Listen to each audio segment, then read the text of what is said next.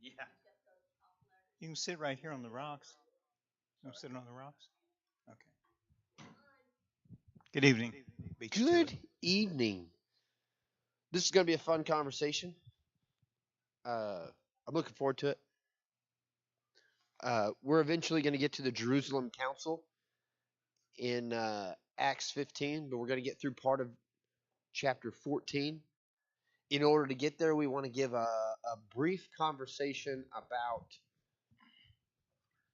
how we got here. So, if you're following along and reading, we are going to pick up reading in Acts 14. So, let's talk about where we've been. And I don't mean from the beginning. I mean, last week, I think chapter 12 is it, that kicks off uh, Barnabas and Saul. Yeah. And it identifies it. If you read in your Bible, it identifies it that way, Barnabas and Saul. Yeah, because Barnabas was Barnabas is the lead. guy. Yeah. He's the leader. And Barnabas and Saul, they end up where?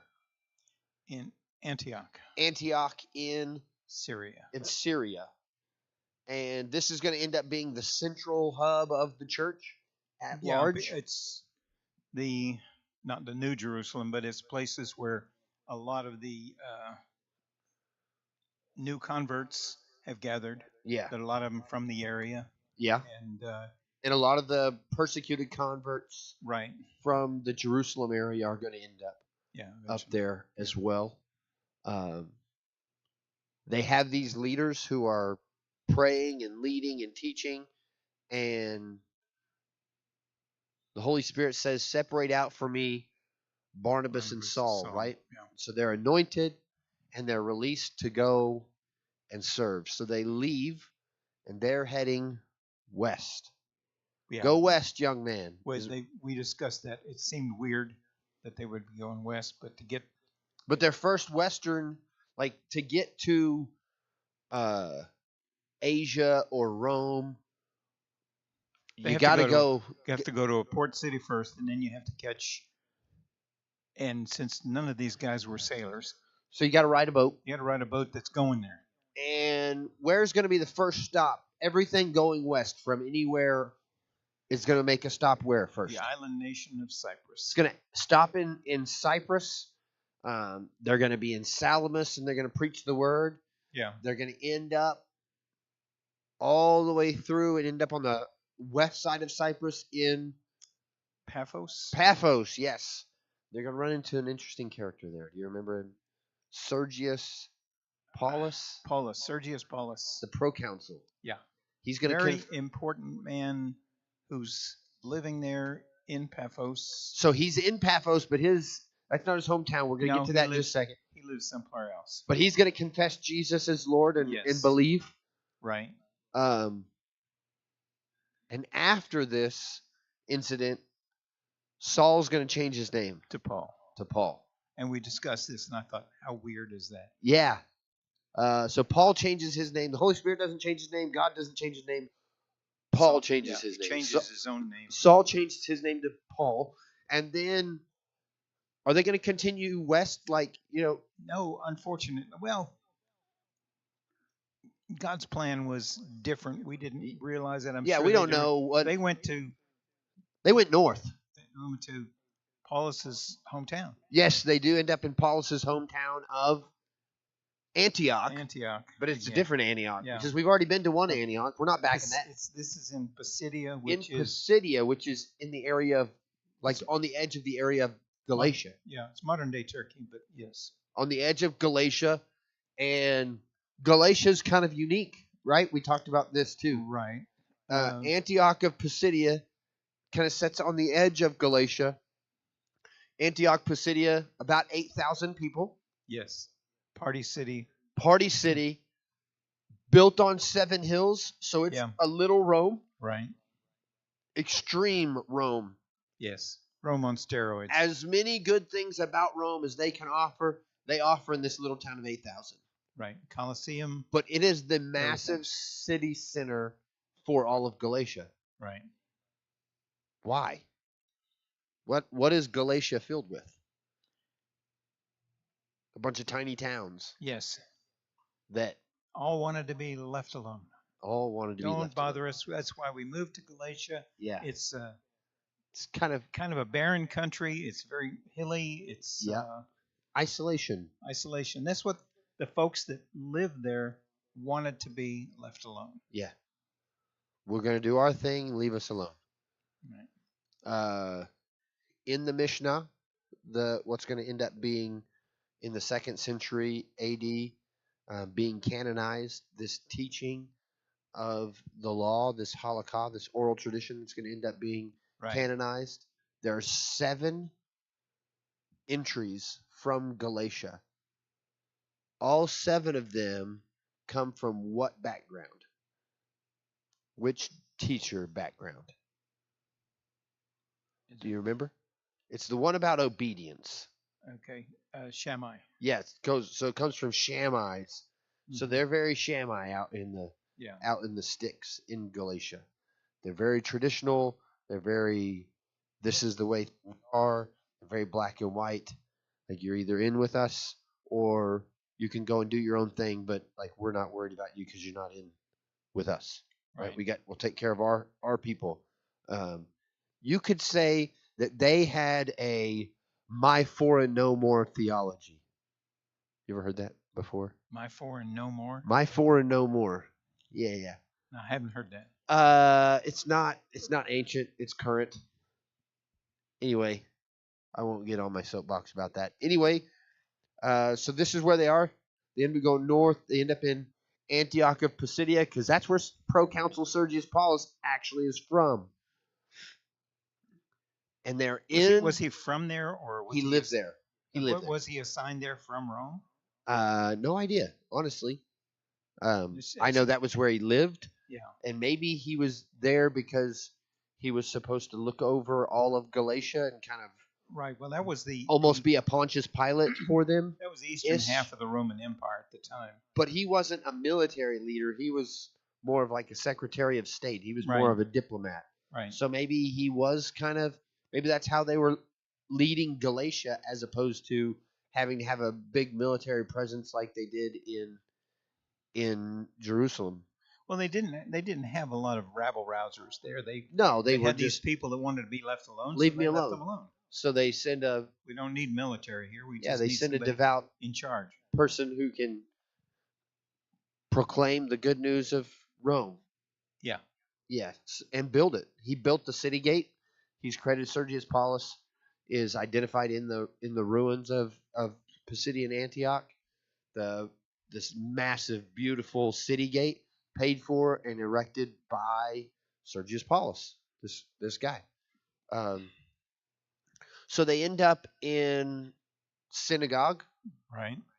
Preaching in all the synagogues in these tiny little places. They make their way into Antioch in the synagogue, and it says that there's this teaching. They teach from the law. They read from the prophets, and then there's this invitation given, exhort us, and who stands up? Who stands up to speak? Barnabas? Paul. Yeah. And now from here, except for a few instances, from here on out, it's going to be recognized as Paul and Barnabas. Yeah. And Barnabas. Paul is going to become this fiery, declaring, and just like we're told, just like we have learned, the Jews reject this declaration that Jesus is Lord, right? Is that what happens? No, that's not what happens. That's not what happens. What they don't like is all these foreigners coming in. Oh, so then the next week comes along, and it's full of almost everybody in town. Yeah, well, they got an invitation, and they came. Yeah, so you got thousands of people, full synagogue. We'd all pray for that. God, fill our sanctuaries with the least, the last, and the lost. I am wearing a shirt that says least, last, and the lost. Fill it with the least, last, and the lost. The problem is when they all show up, it's the wrong kind of people. Man, I don't know. Like, God, you're for everybody, but not those people. There's them. Suddenly it becomes them. Suddenly there's us and them. Yeah. And I'm not sure this is the same place that I grew up in, a place that I can Wait. But they were law followers. They were Yeah. strictly by the book people. Yeah. They were not of the Hillel type So wisdom. So we got this problem that begins. Right. And it surrounds a specific group of people, Mm-hmm. and we're going to talk more about them here in just a minute. But do you remember that term? Theosabis. Theosabes. Sabes. Why you have to pronounce it differently than I do? Yeah, anyway. it's Greek. It's Greek to me. Yeah, it's all Greek to me. I had an old teacher, Mr. Doty, my senior year in school at Oklahoma School of Science and Math, and he was like, I can speak any language. I understand every language except for Greek. And I was like, I don't know, Professor Doty, that seems strange. He's like, I'm telling you, I understand everything except for Greek. Greek is just beyond me. I don't understand it. But all the rest of them. And a guy crossed the aisle from me. And he's like, why don't you tell us something in, why don't you give us an expression in German then? And he was like, oh, it's all Greek to me. So, anyway. Thank you for that story. Yeah. The play on words. So, it's all Greek to me. Theosabes. And that means what? The God-fearers? Yes. God-fearing Gentiles. So we're going to come back to that. Theo is the God. Sabes is fear. Yeah. Mm-hmm. So let's pick up the story in chapter 14. We're going to read the first 7 verses or so and see what happens. Because these people have a big stir. They are anti. They struggle. And the next week, when they come back and it's a big group and it's full, they start having problems and they start shouting down Paul and Barnabas. And so they end up saying, hey, this calling that you were called to as Jews, you're rejecting it. You're calling yourself not worthy of eternal life, which is strong. Wow. He's like, since you won't do it, we're going to do it. And they shake the dust off their feet. Is that significant? Yes. That's what Jesus told them to do. And it's supposed to be apostles. It's supposed to be a sign to those people who are rejecting the hope and peace of Jesus, right? Man, that's tough. And so, do you want to read the first 7 verses of chapter 14? I just looked at the first 6 verses, and there's a lot of names. Different, not names. It's confusing because if you're not understanding what we're talking about, I think probably your translation is going to give a clearer picture. So chapter 14, verse 1 says, now at Iconium, now we come to another little town, they entered together into the Jewish synagogue and spoke in such a way that a great number of both Jews and Greeks believed. So they shared the word, and that's where the next week they invited everybody back. So they've shared the word, invited people back at Antioch Pisidia. Right. They had the struggle. They left Pisidian Antioch. Iconium. That's what I say. Yeah. They speak again, and more people believe just from their words. Yes. But the unbelieving Jews stirred up the Gentiles and poisoned their mind against the brothers. So they remained for a long time, speaking boldly for the Lord, who bore witness to the word of his grace, granting signs and wonders to be done by their hands. But the people of the city were divided. Some sided with the Jews and some with the apostles. And when an attempt was made by both Gentiles and Jews with their rulers to mistreat them, mistreat who? Paul and Barnabas. And to stone them, they learned of it and fled to Lystra and Derbe. Derbe. Yes. Cities of Lycaonia. And to the surrounding country, and there they continued to preach the gospel. So they're going to go and make this declaration in Iconium, just like they did in Pisidian Antioch. Right. And a lot of people believed. Mm-hmm. But there's a group of people who are having problems, and they fight against it. Mm-hmm. And so they stir people up.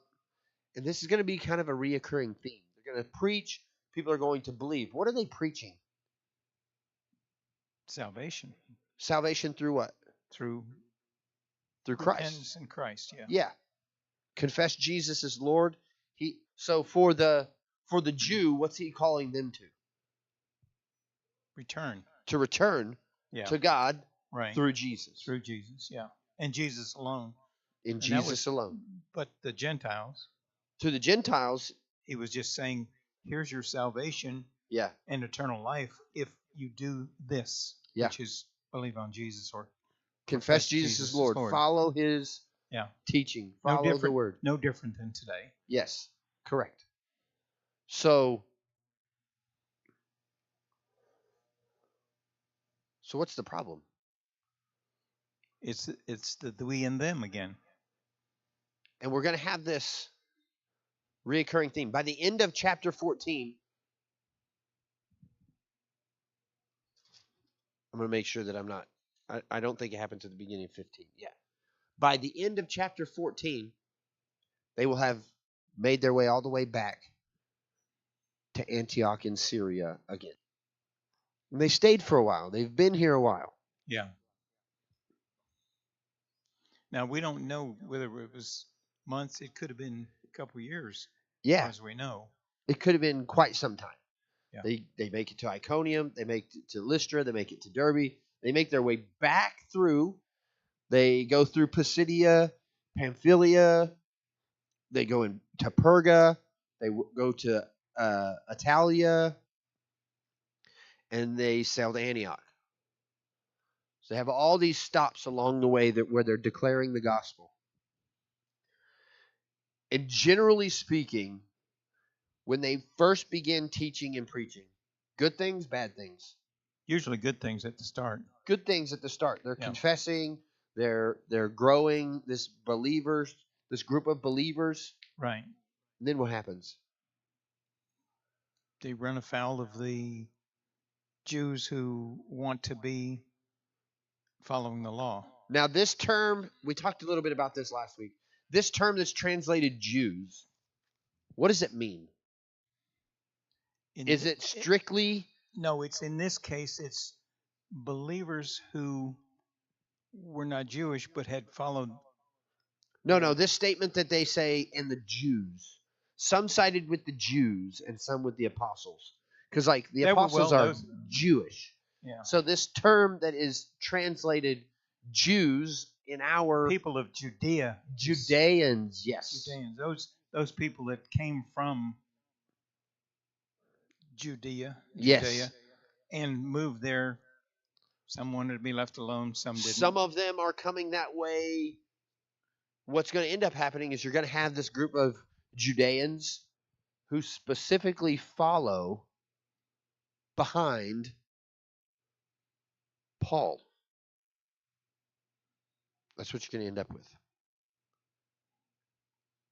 You have trailers, as they would be. Okay. They're basically watching the movement of Paul and Barnabas at this point. Mm-hmm. Paul and Barnabas move to the next town. They continue to talk in this town. They give it a few days, and they go to the next town because, in their opinion, they are correcting the inconsistencies of Paul and Barnabas. So we have a growing... You mean they would come in and say, what you heard is supposed to be listened to this way? Yes. So they're trying to bring them back to what? The wrong side or the other side of the belief or what? I mean, I guess it depends on your perspective. What is the right side and what's the wrong side? Okay, well, if these Judeans that are following Paul are correcting their speeches. Yeah, they're trying to correct their teaching. That means that they're saying, no. No, that's not quite right. The law says it this way. That's right. So we've got this growing problem among the people of God. We've got this growing internal fighting, which I know this. Just imagine, if you will. I know it's never happens. It's not like normal in our culture today, but let's just assume, take yourself to a space where there are people who believe in the same God who struggle with the interpretation of the instructions of that God, and there becomes this infighting, this struggle back and forth for control and influence and correctness, if you will.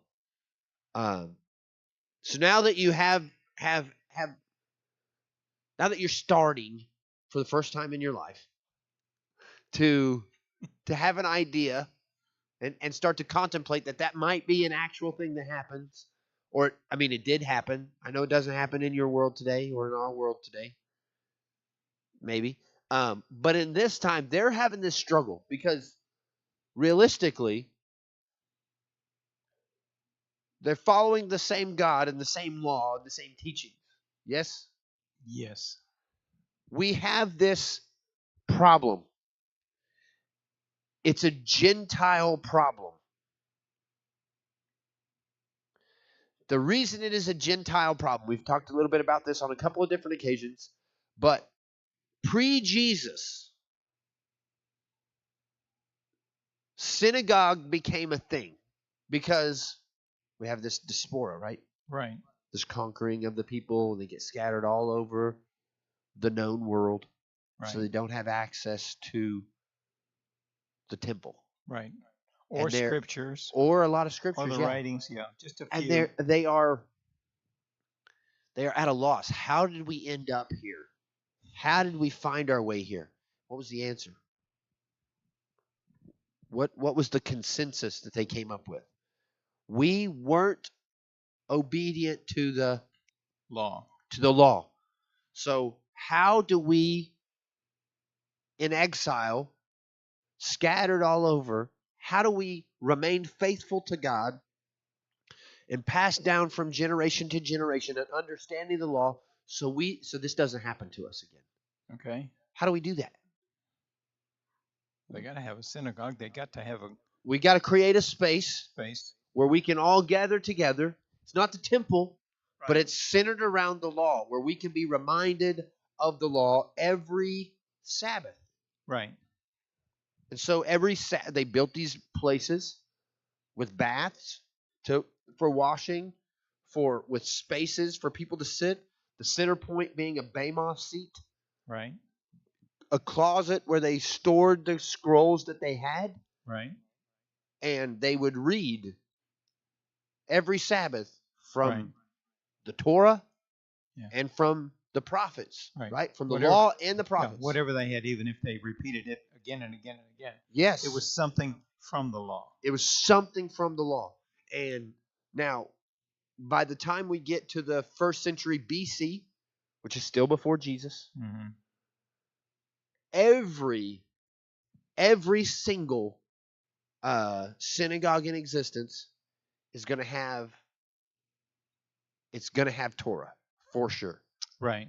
Why is it going to have Torah for sure? Well, that was the smaller version of it was the 10 Commandments, basically. Yeah, it's the first 5 books of the Bible. Right. And half of their kids, nearly, well, I guess more like 10%, but at least 10% of their kids by the age of 6, 7, 8 had it memorized. They could just quote it and copy it down and hand it off.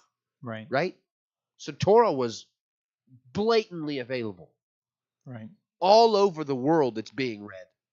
Prophet's a little bit different, right? Yes. Because that's a pretty select group that's going to understand the prophets and right.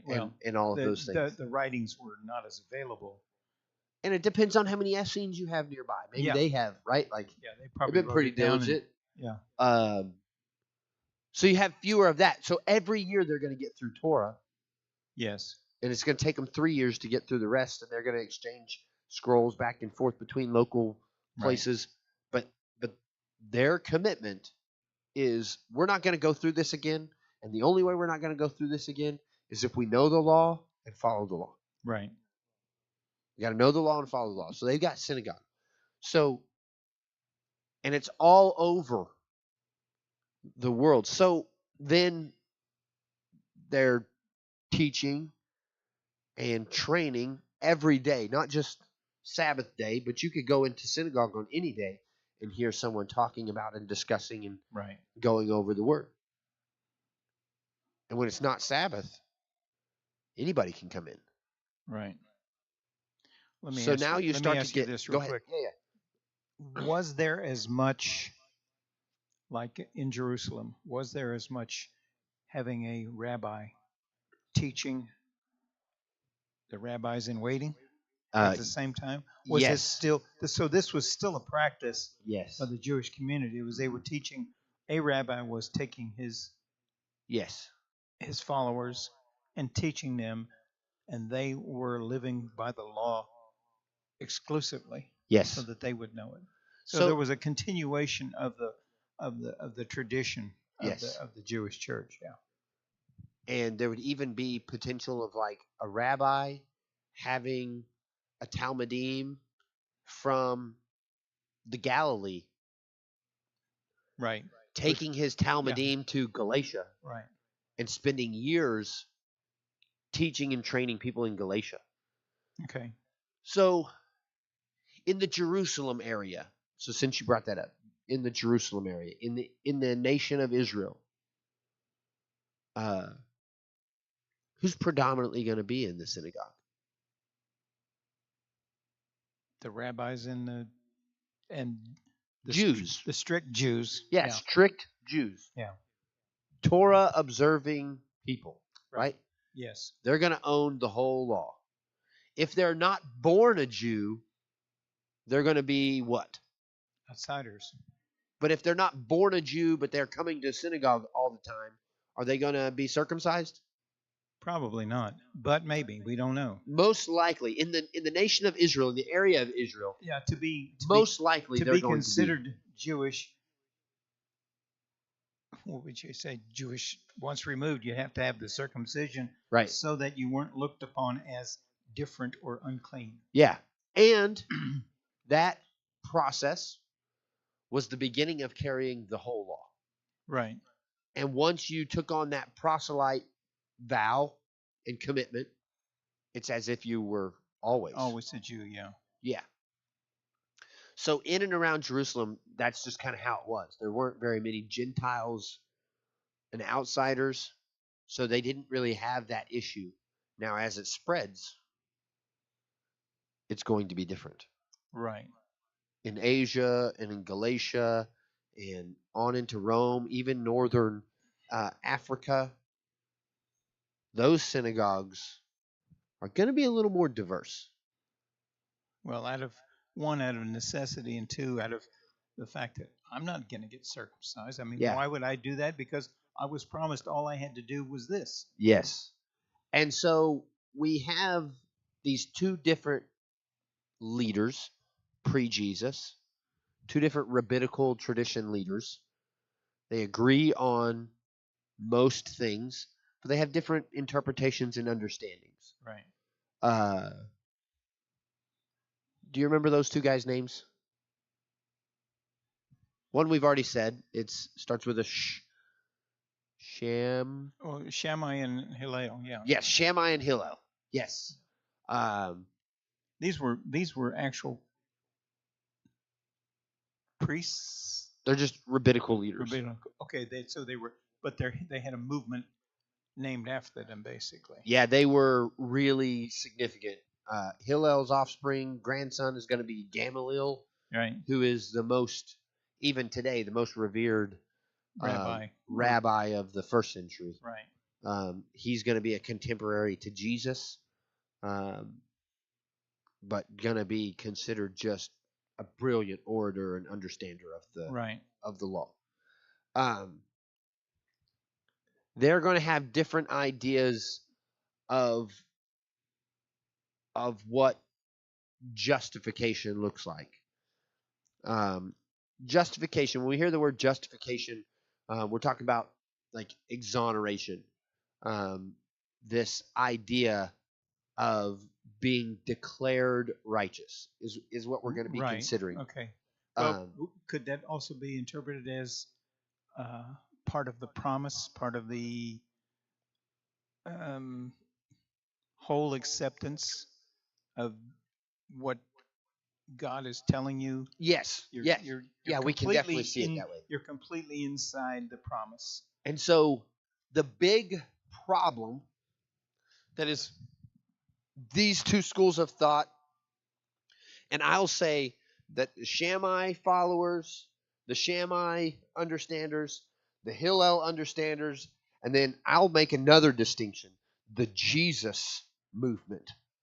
Okay. The Jesus movement, the Hillel followers, and I'll identify them as three different groups. Okay? Okay. They are all struggling with this Gentile issue. And it is so distinct, it is so big a problem that they have to gather everybody together and have a conversation. So what happens in chapter 15, verse 1? And certain men who came from Judea taught the brethren and said, unless you are circumcised after the manner of Moses, you cannot be saved. Whew. Big words. Where are they? They came down from Judea. Or they actually. To where? I would assume they came to Antioch. Antioch. They're back in Antioch. When I say came down, the Bible has geographically messed everything up by saying they actually came up from Jerusalem. They went north, but they came down in elevation. Yeah. Like it's really, they consider the highest of highs Mount Zion, which is Jerusalem. Spiritually, and everything is coming down. They came down from the Zion and to the plains of Antioch, which is basically going north. So they came from Judea down south and came up to Antioch in Syria. And they said, hey, unless you're circumcised, you can't be like Moses. You cannot be, what did he say? Cannot be saved. Be saved? What? Yes. You mean to tell me? After all this time, and I can't be saved if I'm not circumcised. You mean to tell me that there is a group that is saying your salvation depends on your circumcision. And these people are of what faith? Jewish. You mean to tell me that salvation is not a Christian term? That's what they're trying to make you believe. You mean to tell me how did we miss this? You know what I mean? It's part of the law. It's the law followers. You cannot be saved. You cannot be exonerated from the penalty of your sin without what? Circumcision. Man. Verse 2. And when Paul and Barnabas, wait a minute, it says, well, I'll read it from the King James Version and maybe you can correct it. When therefore Paul and Barnabas had no small dissension and disputation with them, they determined that Paul and Barnabas and certain other men should go up to Jerusalem. There we go, up again. Yeah. Unto the apostles and elders about this question. So, wait a minute, we got a question. Now there's this. You got to go back to Jerusalem and straighten this out. We've got this intense fellowship. Yes. Happening in Antioch. They're like, we know how to solve this. Let's go back home. Let's just go to Jerusalem. Yeah. We'll get the answer.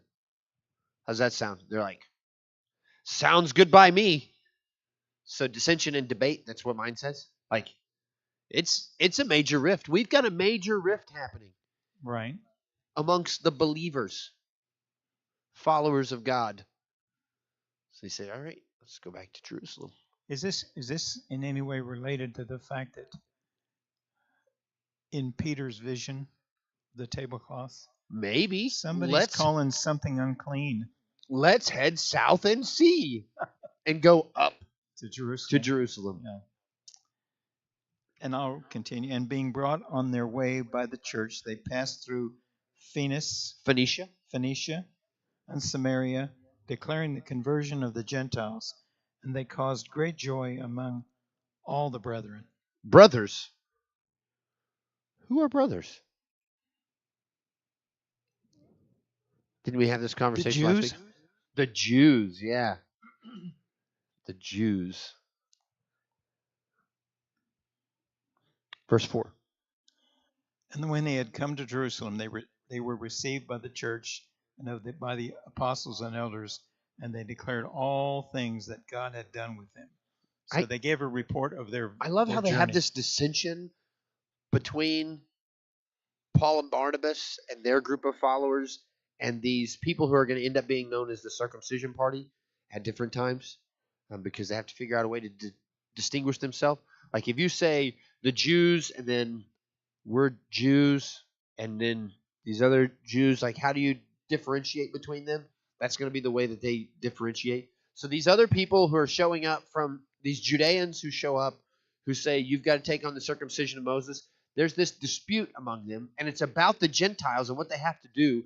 And so all along the way, as they make this 10 or 12-day journey from Antioch all the way to Jerusalem, all along the way, what are Paul and Barnabas doing? Preaching. They're telling this story over and over and over again. They're talking about all these miracles and signs and wonders that God is doing among the Gentiles. Is this like a, I know we're going down here to have a conversation, but go ahead and deny this, right? Right. Deny the miracles, deny the signs and wonders, deny the fact that we've brought all these people under the belief of God, the declaration of God as Lord. The cloud of God, yeah. Yeah. He's all that. What's the term? The cloud. The Ruach? The Ruach, yeah. Yeah. They're under the Ruach Spirit of God now. Yeah, the Spirit of God. Yeah. Yeah. Deny this. Deny it. Yeah. Uh-huh. You Moses follow. And so it says, when they got to Jerusalem, they were welcomed by the church and the apostles and the elders, which evidently are different people. And they declared what God had done with them, like themselves, and the new converts. Who are them? Them, the Gentiles. The Gentiles, because not and the brothers, it's and them. And that's them. Those people. Yeah. They, them, those. I wonder if that's significant. Guess what Jesus said on the... that was Jesus' first sermon, wasn't it? Yes, it was. A big whole exhortation, dissertation about them, they, those. Yeah. Choose your pronoun. Anyway, go ahead. Is that verse 5? Verse 5, yeah. But there rose up certain of the sect of the Pharisees, which believed, saying that it was needful to circumcise them and to command them to keep the law of Moses. Whoa, what just happened? Well, the Pharisees tried to step in and say, wait a minute. Hold on. We're in charge here. They're not welcome here unless they wear a suit and tie, take a shower, take their flip-flops off. Right. No shorts. Now, that's not in here, but Well, okay. I can't see somebody standing at the door of any church here saying, drop trowel. Yeah. Drop trowel. We've got a privacy room over here. Take your pants off. It's a TSA check. It's a TSA check. Hey, before you guys are allowed, you can stay here in the waiting room. The male leader of the gonna need to go. You come over here, sir, and your son. Opt out. You ever heard anybody do that at TSA? They make a whole big deal out of it. Yeah. I'm gonna opt out of this. Anyway, I won't tell a story about that. I was waiting to say that, and that offered me a perfect. There you go. Perfect avenue. I know this is foreign to us. We've never experienced anything like this. No, of course not. But again, I'm going to try to help us get in the right mindset of what's going on here. Imagine that there's such a dispute amongst followers of the same God. Here we go again. Who one group is telling stories about what all God is doing, and another group stands up and says, that's not right. They're denying that I understand what you're saying is happening, but they're not actually converts. They're not actually followers because they haven't done all of these things. Yeah. So they can't stay here. Rules for thee and not for me. You've never experienced that, right? I know this is foreign to you all. Just saying. It's happening in this first century church. Yes. The apostles are dealing with this dissension. Listen, if Paul has to deal with this type of stuff, you are not more godly than him. Just as a point of reference. Right. So verse 6. And the apostles and elders came together to consider this matter. So let's talk about this. What is happening? They had a committee all of a sudden. Let's look back to Paul's address to the synagogue at Pisidian Antioch and understand what's happening right here, right now. Paul says 3 things at the beginning of his lecture, right? He says, brothers. Who are the brothers? The Jews. The Jews, like born and raised Jews. And then he says, sons of Abraham. Yes. Who are they? They're the ones who weren't necessarily born Jewish, but they have converted. Converted to Judaism because of what their father did. But what did they do? How did they become sons of Abraham? What is the sign of the promise of Abraham? Circumcision. Circumcision. And then a third group, he called them what? Theosebes, right? Theosebes, those believers, God-fearers. And you other God-fearers. Right. So he included everybody in that sermon. So in this, we need a little history lesson. We talked a little bit about it Sunday. There wasn't any audio on the recording, so none of you know. How did that happen? I don't know. It was fantastic, though. I found out about it in the afternoon. Good stuff. So there are 3 divisions among the law.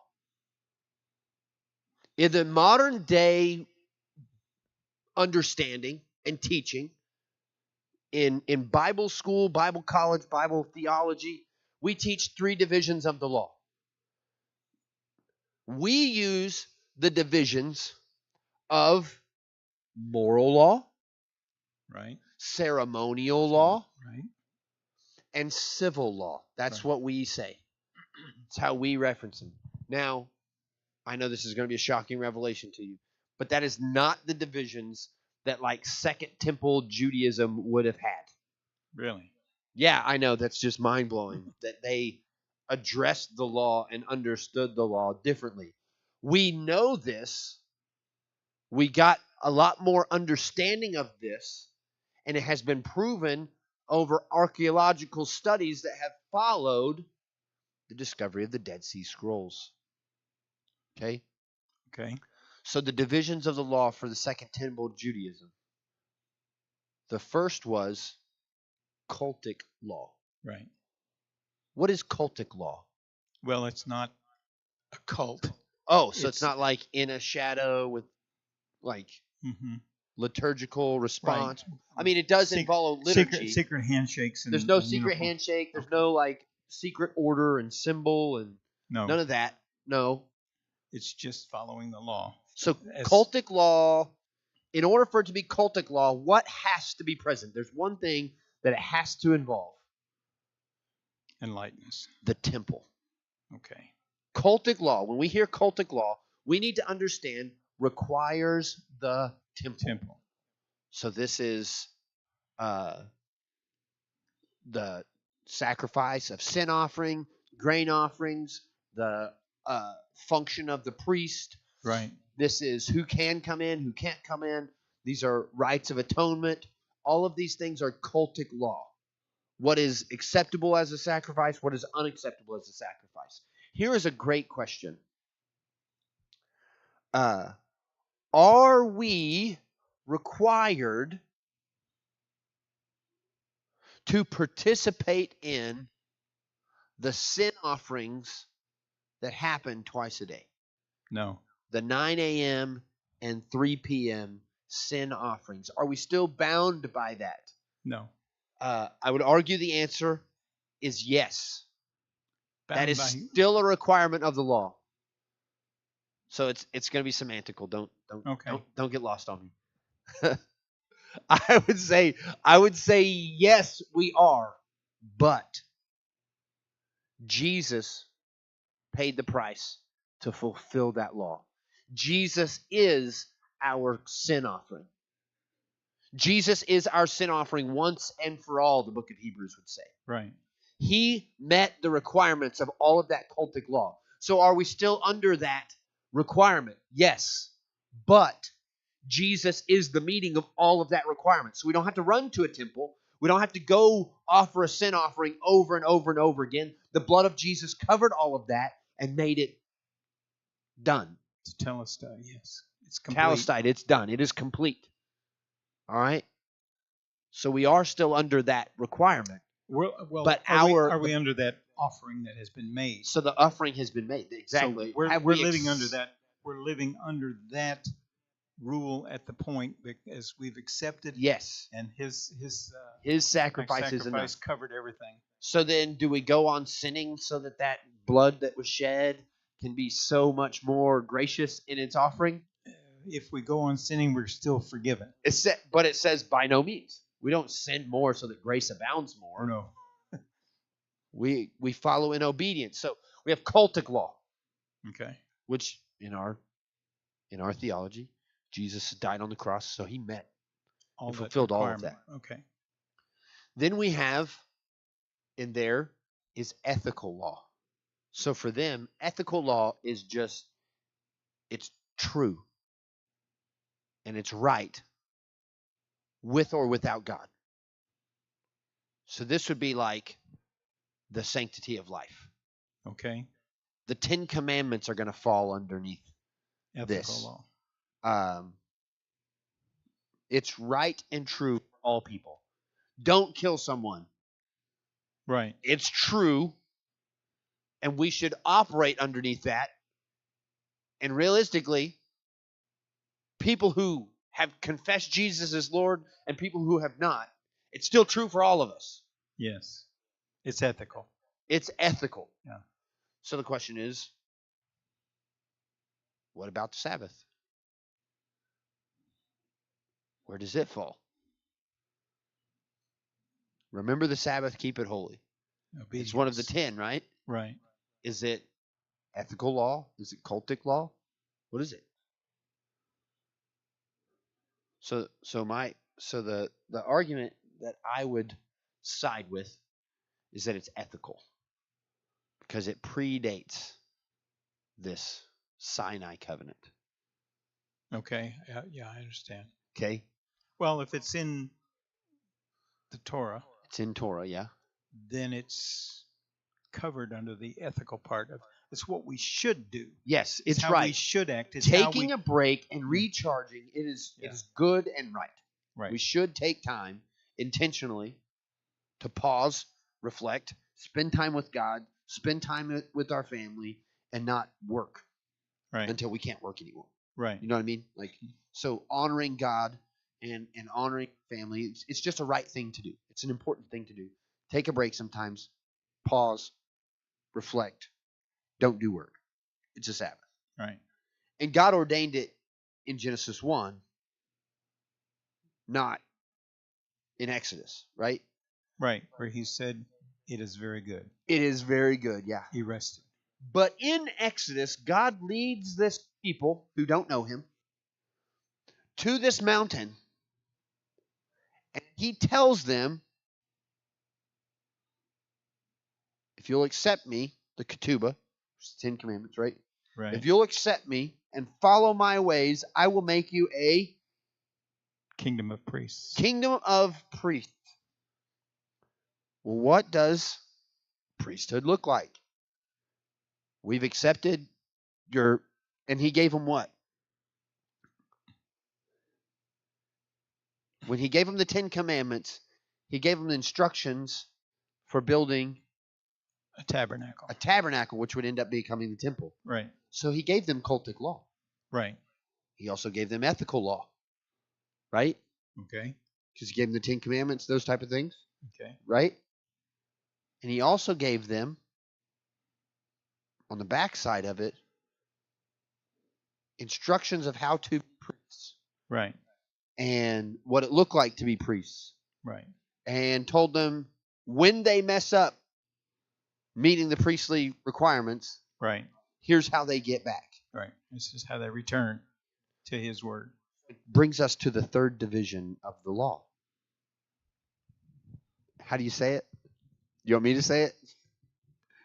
It's spelled Miqsat. Miksat. Is it? Miksat, yeah. Miksat. Ma'aseh Ma'aseh Hatara. Hatara. Very good. Works of the law. Miksat Ma'aseh Hatara. This is literally translated the works of the law. You're going to hear it repeated throughout all of the New Testament if you're listening. The works of the law. The works of the law. Miksat Ma'aseh Hatara. This is the third division of Torah. This is the third division of the law. It's not cultic law. It doesn't involve the temple. It's not ethical law. It's not right regardless. It is, how do I walk in obedience to the calling of God? Now, there are some, if we're going to be a kingdom of priests, if the Jews, if the people of Israel are going to be a kingdom of priests, if they are going to do the work of being different, then they need a sign that recognizes they are members of this Sinai covenant. So what is the sign of their ancestors that they associate with, we are members of the Sinai covenant? Circumcision. Circumcision. Circumcision is going to be the beginning point and the linchpin for all the rest of Miksat Ma'aseh Hatara. It is going to be the outward sign for people to know we are members of the Sinai covenant with God. We are members of the priesthood with God. And now there's going to be a couple schools of thought on how we deal with this. I saw your red light. I'll be all right. Yeah. So there's going to be a couple of different ideas of how we deal with the works of the law, the Miksat Ma'aseh Hatara. If you're a Shammai follower, what are your thoughts here? Shammai, Well, okay. his yoke of how do we, like, if you asked him the two greatest commandments, the first one's going to be Love the Lord your God with all your mind. love the Lord your God with all your heart, mind, soul, and strength. And the second one is Love your neighbor. remember the Sabbath. And keep it holy. And it's all centered around what? Shammai's whole yoke. Obedient. It's all obedience. His lens is obedience. Right. So if you want to be saved, if you want to be justified, if you want to be exonerated, if you want to be declared righteous in front of God, that doesn't mean that you are righteous. Doesn't mean that you haven't messed up. Doesn't mean that there isn't anything wrong. If you want to be able to stand in front of God and be declared righteous, justified, according to Shammai and his followers, you are justified by Circumcision. And obedience. obedience. Right. Only obedience. And the outward expression is The circumcision. Right. And that circumcision, and the taking on of circumcision of these God-fearers, means they are taking on, Paul's going to talk about this over and over and over again in the New Testament. When they take on circumcision, the expectation is they're taking on the whole law. The whole law. Okay. You're going to be completely obedient. I'm going to be obedient to the entirety of the law. This is Shammai's focus. So Shammai followers, Shammai learners are going to be these Pharisees who stood up and said, if they're going to be sons of Abraham, if they are going to be part of us, They got to take on circumcision. They got to start carrying on the whole law. They're only going to be justified. They're only going to be saved through what? Through circumcision by obedience. By obedience. If you're not obedient to the whole law, you can't be saved. I know this is crazy. We don't ever have these type of issues in the American church today, in the Western church. As Christians, we don't have these problems. I just use quotations as Christians. You'll see here in a minute why I'm being so. All right. There's a different group of people. They kind of approach it differently, don't they? Yes. What's their background? Hillel. Love. Second commandment is not obey the Sabbath. What's the second and greatest commandment? Love your neighbor as yourself. Love your neighbor as yourself. So who's your neighbor? Who's your neighbor? That's a great. Let me tell you a story about a Samaritan. Right. What? Yeah, that was messed up. Change. That'll blow your mind. Okay. So then if Shammai's group of followers said you're justified by obedience, what do you think the Hillel people are going to say? How are you justified there? How are you declared righteous in the Hillel belief?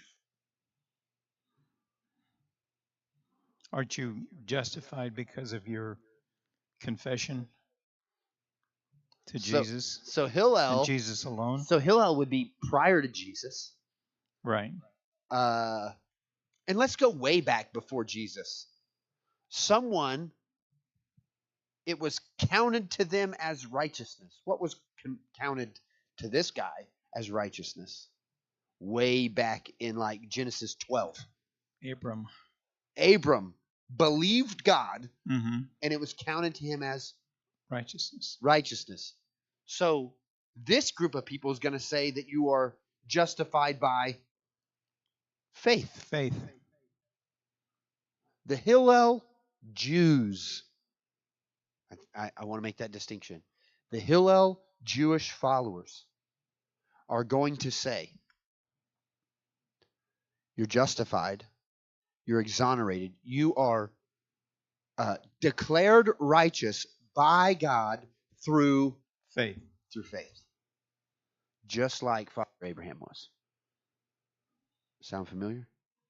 Yeah. Before the law, before the Talmud, before Mishnah, before Talmud, Torah, before Jesus, before everything, before it all. Because Father Abraham obeyed. So then in the Hillel side of the conversation, what do the Gentiles have to do to be counted as righteous? To be declared righteous? To be faithful. They got to declare a faith and a trust in God. Right. So then, is circumcision even an issue for them? It's not for them, right? Like it wasn't for them, no. They can. Hey, you're never going to be like us, right? You're never going to be a brother. You're never going to be able to come into temple with us. But that doesn't mean you are excluded from hearing God's word and trusting God and following Him. Right. So, what's the first century church going to do? All right, here's what they're going to do. They're going to have to make a decision. So let's pick it up in verse 7. After there had been much debate, somebody's going to stand up. Who would you expect to be the first person to stand up? Well, and talk? I just read chapter 7 or verse 7. Peter. Where did he come from? Peter stands up. Well, he's an apostle, right? Right.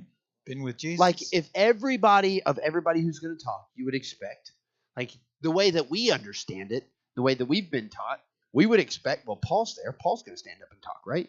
Yeah, but Peter's the guy. He's like the man. Paul is in a place surrounded by men who walked with Jesus. Yep. Paul and Barnabas are going to get called on to share their testimony in just a minute about what God is doing. But as far as a dissertation about what's right and what's wrong and how they should follow, Paul and Barnabas are going to be extremely silent. The first person to stand up is Peter. Who is Peter? Who's he going to become? The head, basically. He's going to be pastor of the church. Where's he going to end up leading from? Do you know? Rome. Nope, not Rome. Well, he's going to end up Well, dying in Rome. Yeah. But where in the church is he going to be like home base? Antioch, Syria. Syrian I was going Antioch. to say that, but I guess So then what's going to happen in Jerusalem? well, who's going to lead there? Who is going to lead there? Maybe we'll find out in a minute.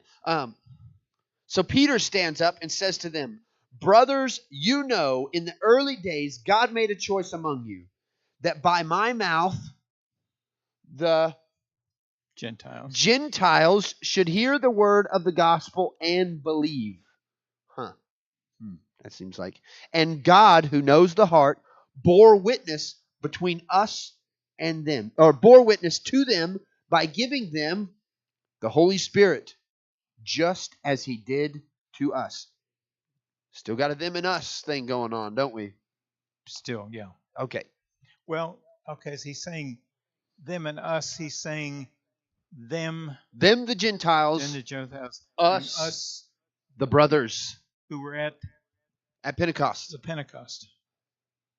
So, verse 9, and he made no distinction between us and them. Purifying their hearts by... Having cleansed their hearts by faith. Sounds like a side of this story that has been declared already. Now, therefore, why are you putting God to the test by placing a yoke on the neck of the disciples that neither our fathers nor we have been able to bear? Wait, what? He's comparing this requirement to the cross of Jesus. Is he? That's what I feel. That's how I look at it and say, what's the yoke? The yoke, the weight of the law. So we're going to place all these requirements of the law on these Gentiles who don't even know it. They haven't been taught it. When we who know it, have been born into it, have been taught it for 1,500 years, can't live up to it. We can't carry it. Yeah. We're 1,500 years after Sinai. And Peter's like, why would we put on them a weight that we can't even carry? Right. We think more hands makes light work? Is that what we're thinking? You'd think, but that's not true. That's not true in this case. He's like, why would we do that? And he's given us some indication of where his thoughts are. Verse 11, but we believe that we will be saved, right? Mm-hmm. Through the grace. Yeah. Through the grace of the Lord Jesus, just as even them or they. Even they will.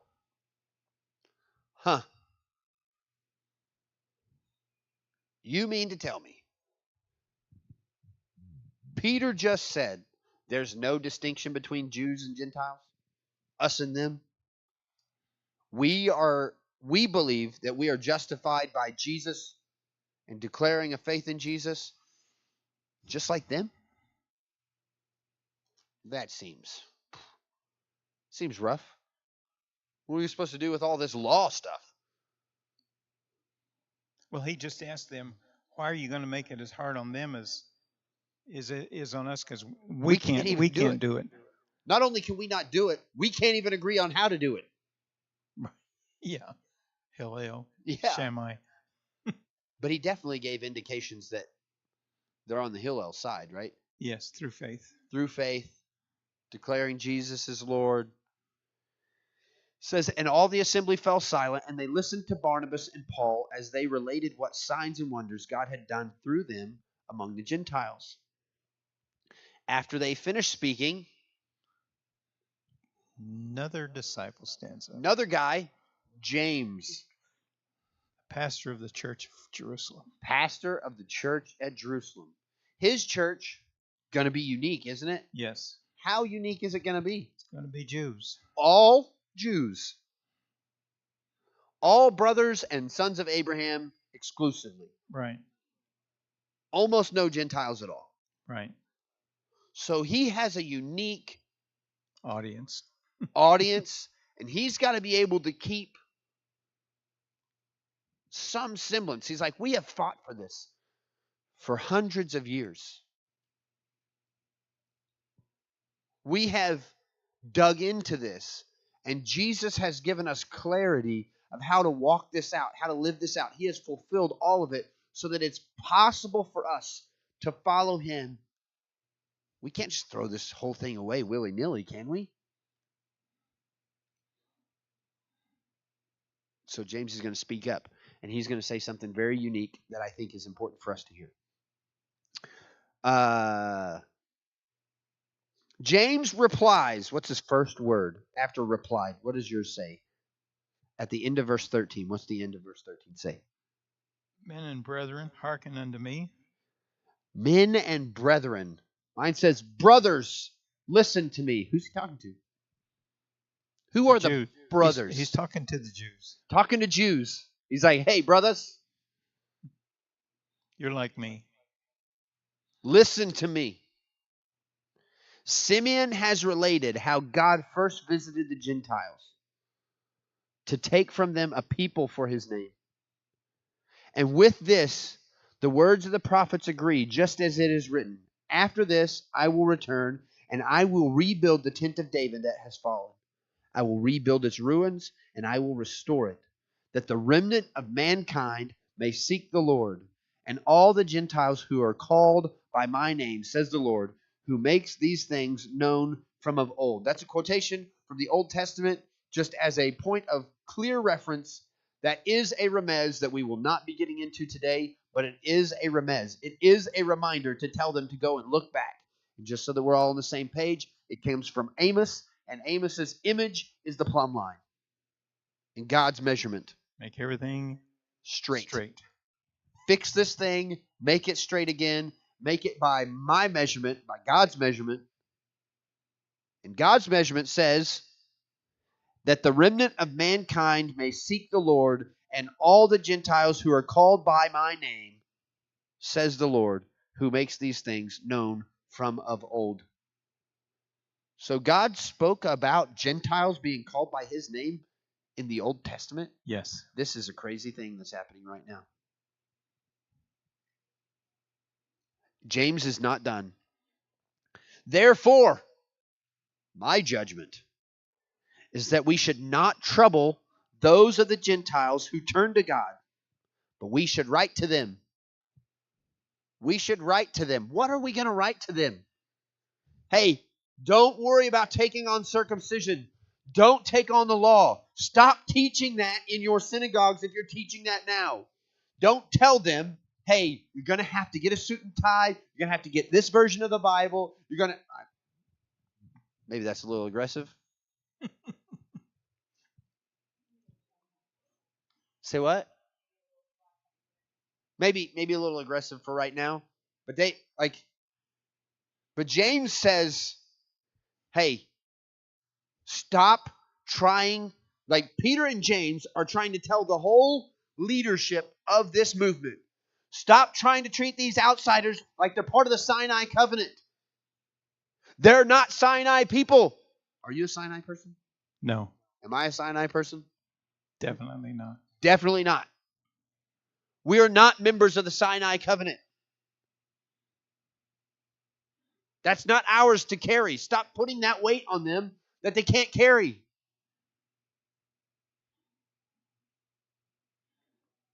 But he goes on to tell them in the next verse. But what does he tell them? Go. Yeah. Follow the Ten Commandments, basically, is what that next verse says. Abstain from pollution. But you should write to them to abstain from the things polluted by idols and from sexual immorality, from things, and from what has been strangled, and from blood. Right. You think those are like 3 random statements? No, but they were the hardest ones for most people to follow. I would argue there's a different source. That's Leviticus. This is pre-Leviticus. They're not Sinai people. Okay. Is there a covenant In A the blood, Old a blood Testament, covenant between Abraham and God.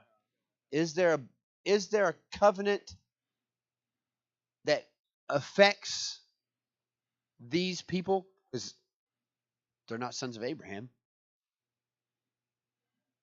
So it's got to be before Abraham, right? Is there another covenant that happens at some point? Well, the covenant with Adam, Nope. With After Adam. Noah. Noah. I had to jump through history, but yes. In Genesis chapter 9. I'm going to pause real quick and take us back there. I think this is fascinating.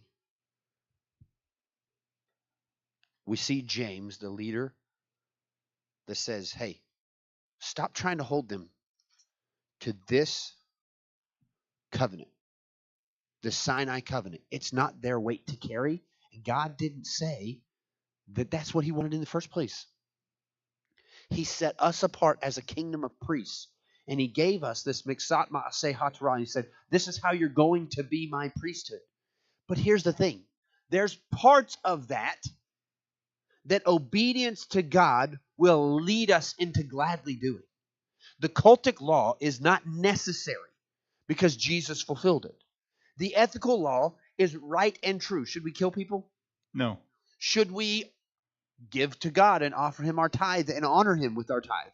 Yes. Should we covet our neighbor's stuff? No. Should we take a Sabbath? Yes. So these are all ethical things. Now, what about this? Do we have to eat kosher? No. Should we only wear clothes that are unblended fabric? No. Should we wear tassels? Not necessarily. But we could. So Genesis chapter 9 verse 1 says this. And God blessed Noah and his sons, and he said to them, be fruitful and multiply and fill the earth. How are you fruitful and multiply? Take wives, have children. Take wives, have children. One wife? That's the best way it works out nowadays. Yeah. Take a wife, have children. Right. That would be sexual morality, yes? Right. So James says, flee from sexual immorality. Right. So it's in the Noah covenant. Mm-hmm. To be focused on morality. Is there something that happens in this story that is a problem? It's in this chapter, by the way. In chapter 9 of Genesis. Okay. Read on. With the sons, yes. And the blanket, yes. Yes. Yes. The fear of you and the dread of you shall be upon every beast of the earth, and upon every bird of the heaven, upon everything that creeps on the ground, and all the fish of the sea. Into your hand they are delivered. Every moving thing that lives shall be food for you. And as I gave you the green plants, I give you everything. But you shall not eat flesh with its life, that is, its blood.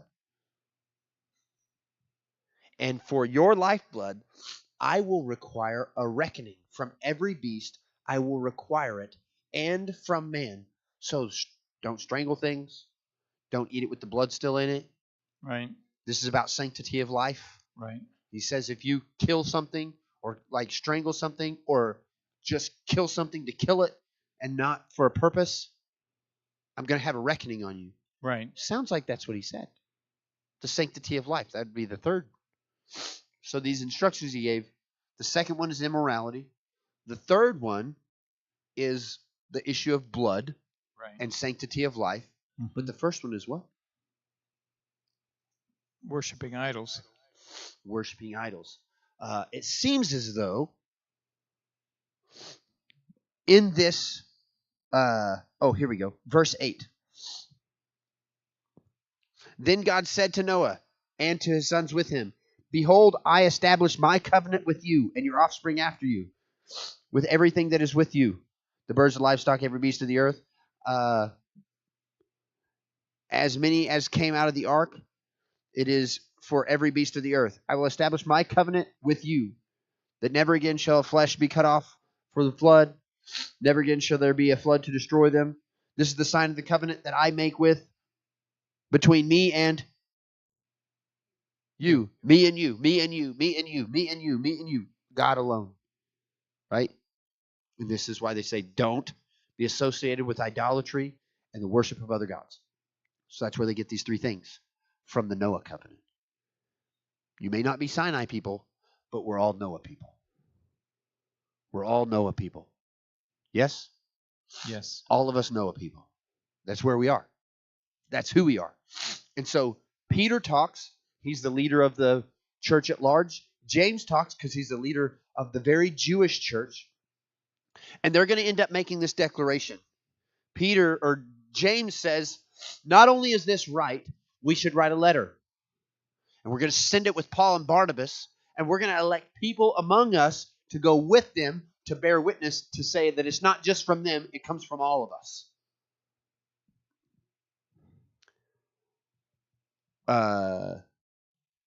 There's a declaration of what that letter is, and I think it's important for us to touch on as we wrap up. This letter is to what people? The Gentiles of The Gentiles. Antioch and Syria and Everywhere else, right? Cilicia, yes. Yes. So verse 23 says, with the following letter. Go ahead. And they wrote letters by them after this manner. The apostles and elders and brothers send greetings unto the brothers which are of the Gentiles in Antioch, Syria, and Cilicia. What did they just say? The brethren which are of the Gentiles in the north. That's a pretty big statement. Mm-hmm. Why is that such a significant statement? Well, Called them brothers and Gentiles at the same time.